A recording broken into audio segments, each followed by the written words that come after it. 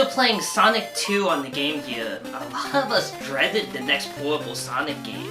I mean, after the extended ball-busting session that game was, how much worse was the next one gonna be?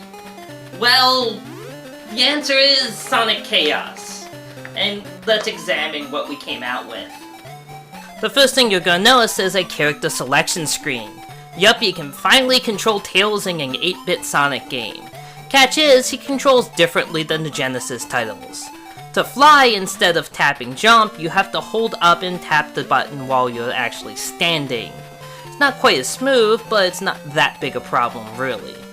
The character selection serves another purpose. It's a difficulty selector. Tails is easy modo, with more lives and continues, but he can't get the Chaos Emeralds.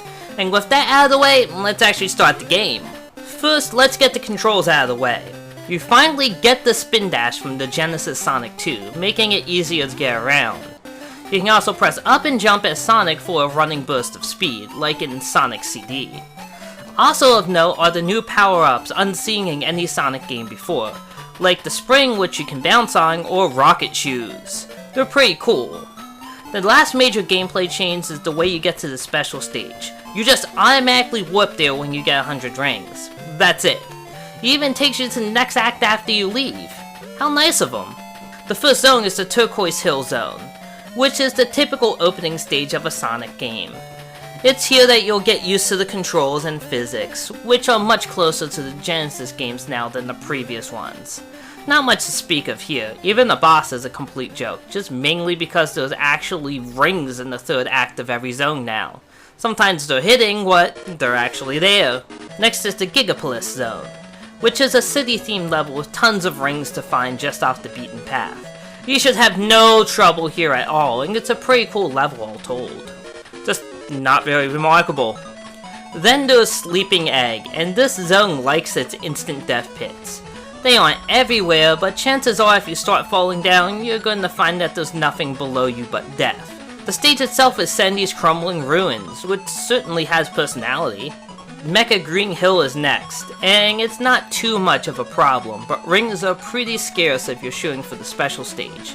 The level has a pretty cool look, like if Sonic 2 from the Game Gear's Green Hill Zone was roboticized.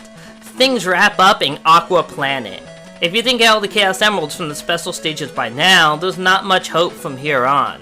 The baddies are much cheaper, there are many more traps, and it's the trademark Sonic level, so there's also drowning to worry about. The boss is pretty rough too, and you'll probably have to go through a few lives here. Finally, it's the Electric Egg Zone, and for a Sonic final level, it's actually pretty tame. You'll make it to the end boss with little effort, although Act 3 can be a sticking point. The final boss's first form is pretty tough, but it's the second form that's the problem. Dude will straight up one-hit kill you, even if you have rings. Fortunately, he only takes one hit to finish off. It'll just take a few tries to get the timing down, but it's very doable.